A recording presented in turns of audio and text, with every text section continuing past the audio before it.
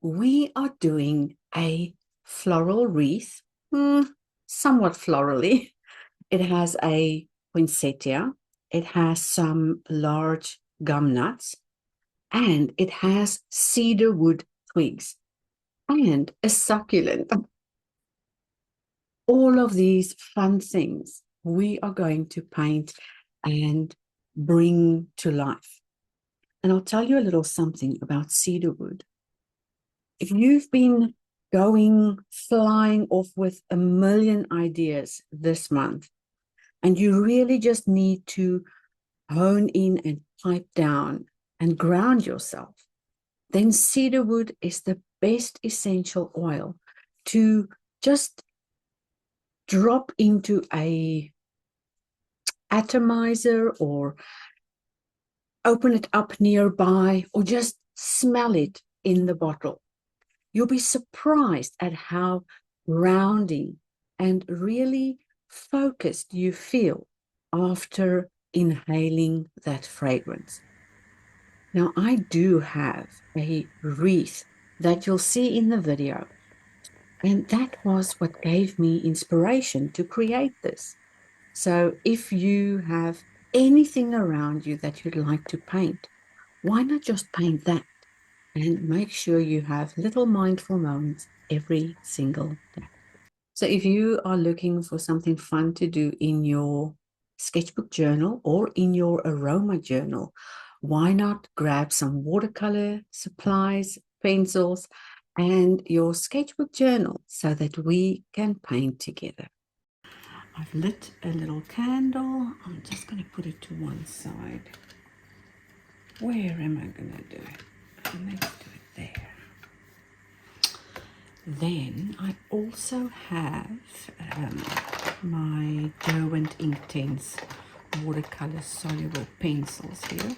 This is the original 10 I bought that I travel with. Let me just get them out, sorry for the noise. Okay.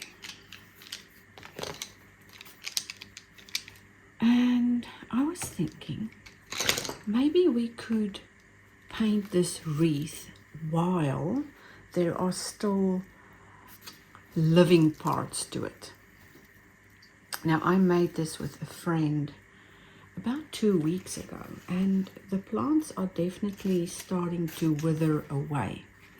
But I want to show you my really easy technique to get really detailed flowers onto a page. Now, I've done a short little mini course about this technique. It's called the Sketchbook Retreat at Home. But let's go over that in today's video again with this wreath. Now, there is a video where I show you how to make this homemade poinsettia. Whoops, just lost one of the nuts. And yes, so look at, can you see the shadow? Right? So when we have plants and ornaments and things like these, we could easily use their shadows and paint the shadows, and then come back later with a second layer and add the details. Now, I don't know how well you can see that, but there's definitely a shadow that you could follow. Now, I think maybe we should, let's do a little wreath, and let's start that off with some watercolor on this edge. Now let me show you how I'm going to do that. A little bit of green, just paint it on that edge. This is the closest thing to me that I could find that would be useful for what we're trying to do. And this is just to prevent me from getting up, going to the bedroom to, well, not the bedroom, the studio, to get the the compass. So you'll paint that. The paper is completely dry, and press it down to have the beginnings of a circle. Now let's pick one of these little leafy things and go around. This is a number 8 pointed round. It would be very helpful if I had my spectacles on, but got there in the end. So all you're going to do is follow along on those little shadows. You're going to place it where you want it and follow along. It doesn't have to be perfect, but you'll get the basic outline of that. And then you can come back in with your coloring pencils and create more of those finer details, just to give it some more definition and capture a little bit of the finer details. So let's twist it a little bit so it can go around this wreath.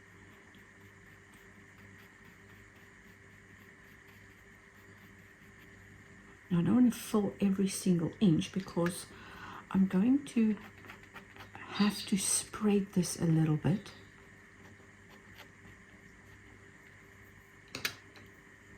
So maybe I'll have the poinsettia, this one here. Now obviously if I put this shadow there, it's going to be too big. But since we've painted that already, you could just do that on a smaller scale. I'm going to use a little bit of pink here and bring in that with some red. Little Studio Muse wants to go out. A little bit of orange maybe.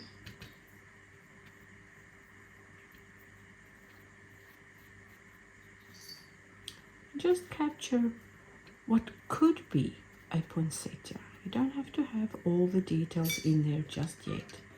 And then take your color pencil. This one is Shiraz, and add some of those little leafy details and some veins, not on every single one, here and there. Yes, I'll open for you now, just hang on. And a little center there. Let me go sort the cat out first. Right, she's outside ready to play. And for this little gum nut, I mean, again, it's going to be really big on there, but let's use a basic shape, for example. So I know that is painted gold, but I don't have my gold with me just yet. So we'll use our imagination and paint that. So it's a round with a little bit of a square thing there, and maybe 2. Just to do that. And then let's use this Sicilian yellow to just start that little circle there.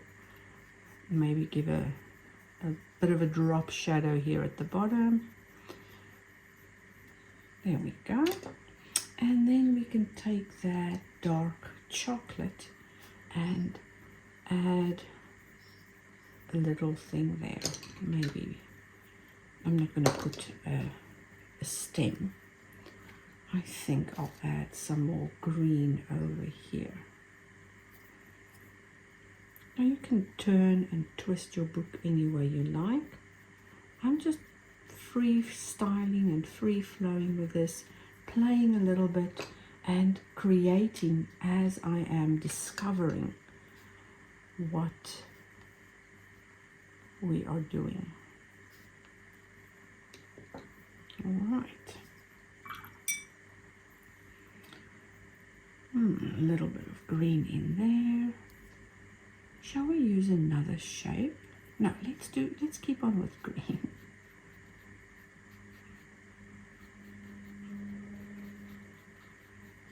This one's slightly darker. That's okay.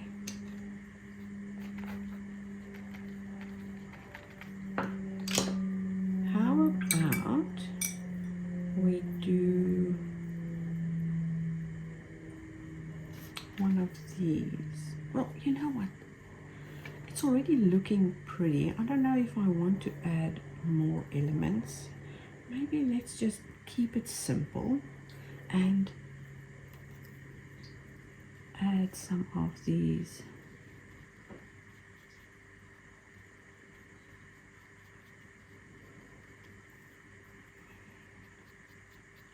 little cedarwood sprigs.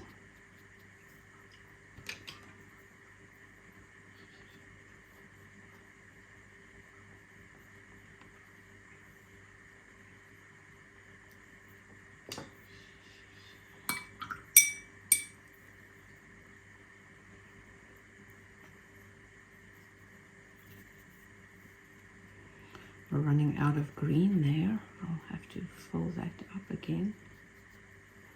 This one's very concentrated. Let's thin that down a little bit. A little one. And you'll see, now that you've got the hang of it, it's going to go so much easier and you won't have to reinvent the wheel. You'll have that muscle memory of how to jot down those little branchy things with their leafy, prickly, I don't know what to call them, leaves.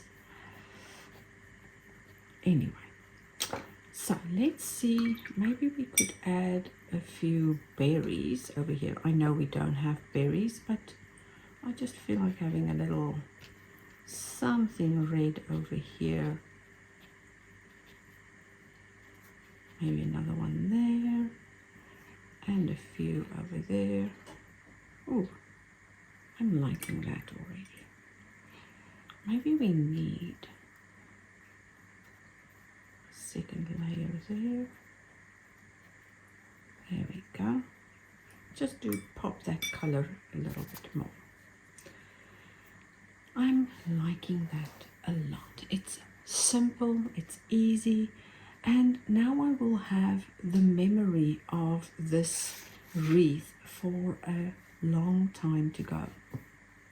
So let's just do one of these little succulent rose looking things. I know they have a name. Right now I am not really trying to replicate a botanical version of that, so I'm not going to use the botanical name. Let's just look at how we can bring that into this image. Maybe flip over your page if you want to try it as a separate thing, but let's give it a go. A little bit of a limey inside, and then going into little green, and you can see I'm bobbing and swishing that color around, and then with the water soluble colors I'm coming in and creating some of those petals, just going around creating loops. That's all I'm doing, and making them bigger as I'm going out. Okay, I'm loving that. Let's do more. Let's do another lime yellow there with a little bit of that green. Again, making sure to wobble and bob your paintbrush, a little darker on the edges. And this green is fern. We'll start out small and then just go around. Look how cute that is. Doesn't take a lot of effort to be mindfully creative and just capture the world around you. Okay, let's add more of these other elements. Where's my little branch? one of them is a loose branch. There we go, found you. So these could absolutely be separate little things, all on their own, but they could also be part of a little scene.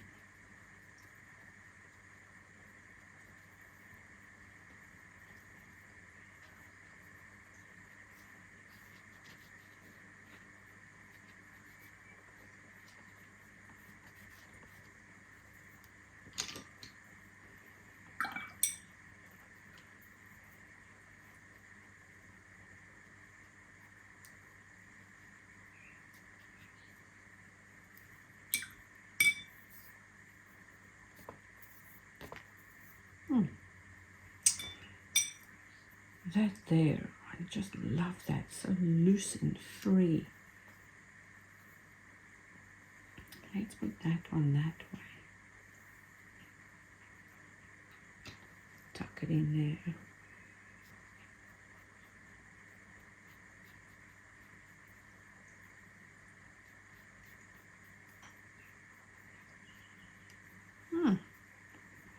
And then a little more there. Sometimes you'll have to be a little bit of a contortionist with your arms and hands, but you'll figure out how to get there in the end. Just don't give up and keep on trying. Oof. Starting to look really good. Okay, let's do more of those succulents as we go around. I'm just spacing them around here so they can, oh, I need more limey green there in the middle. So they look not all in the same rhythm, but more spaced out and free. And they're all going to look different, each one unique. Oops, smoosh there.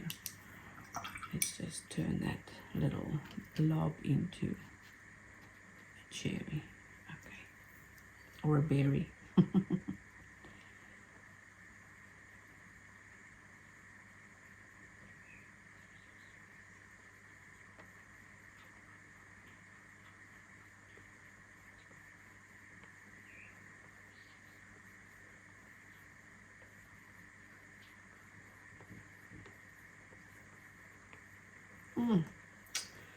Gorgeous. So let's tuck a little leafy thing in there. Can you see it?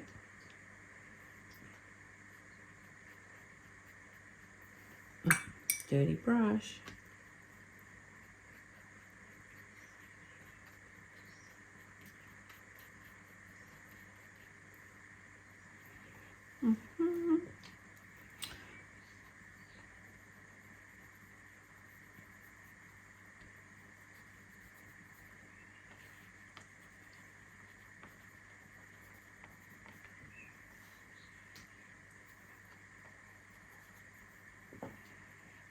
I'm really liking where this is going. Let's see.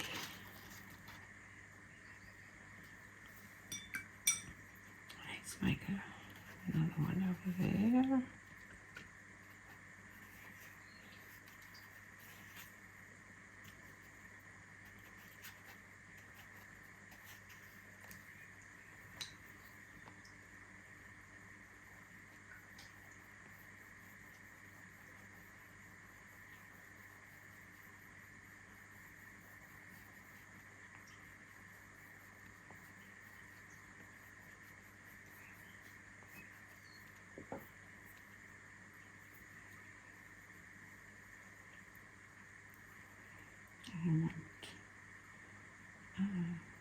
A little one there. So by now I'm getting the hang of this shape, and I could easily go in now and paint without that So let's do a little bit of freestyle.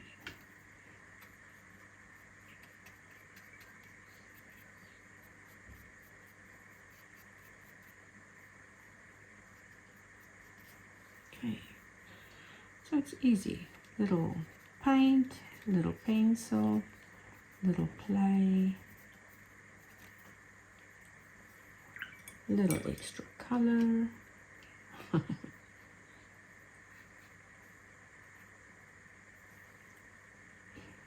Let's put another twig in there. Let's curve it this time.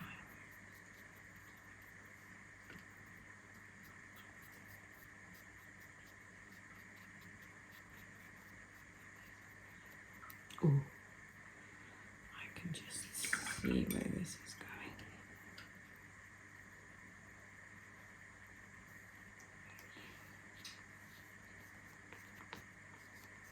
And we're not looking to make the same shape over and over. We are looking for that variety.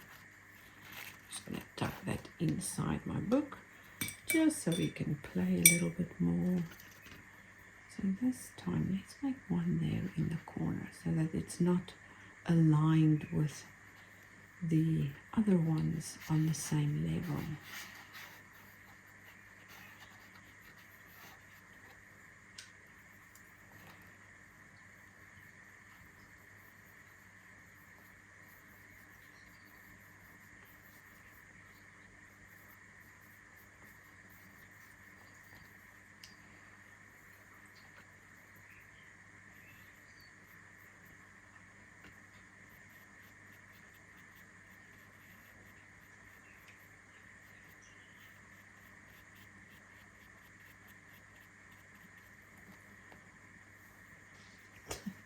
This feels like playing, and it's such a perfect thing to do at the end of the day when it's been a really hard day.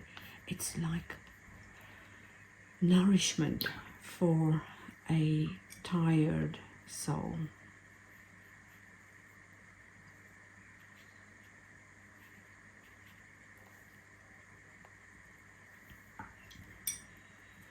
I think we could do one there, make it nice and big.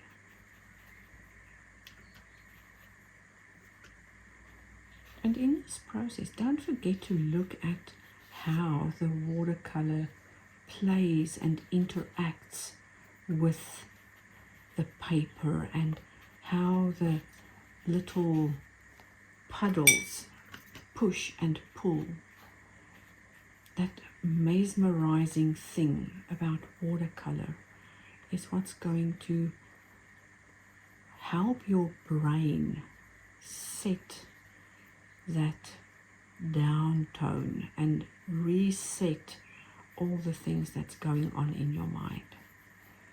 Perfect time to relax, switch off, and think of creative play instead of all the things that's been calling you the whole day.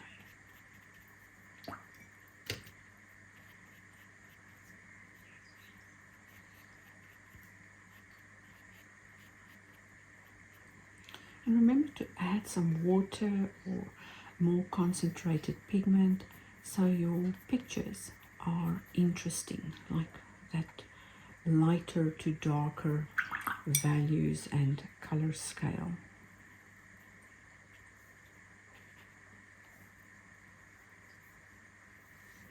I can already see from all the ones I've done, the first one was sort of blobby, but these are really loosening up, which is exactly what I'm looking for in my watercolor practices, is loosening up and being a little more free to that creative expression.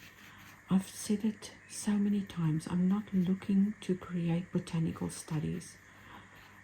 Nature has done that already, and what I'm looking for is a way to express what I'm feeling or seeing in that moment, having that color ready to express itself, letting the water flow and play on the page. Those are the things I'm looking for in my sketchbooks and creative sessions.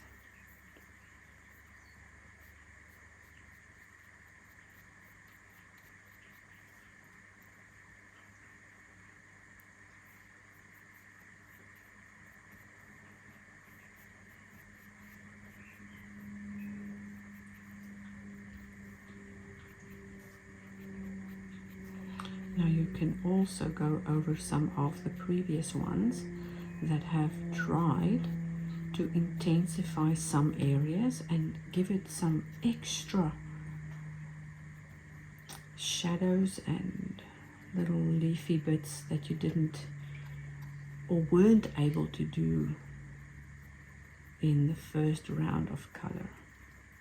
That creates interest and brings the whole thing together, grounded in those beautiful lights and darks.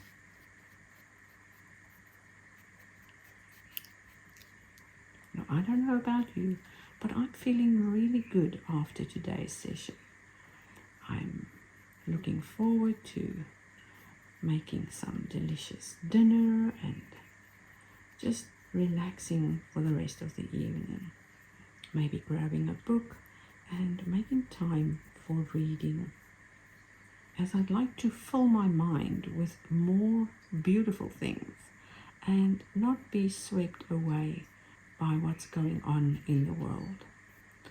I'd much rather do my own thing and take care of my own needs. And looking at the news isn't helping to soothe anyone or to improve your mood. So why not just take a few minutes and break away from that?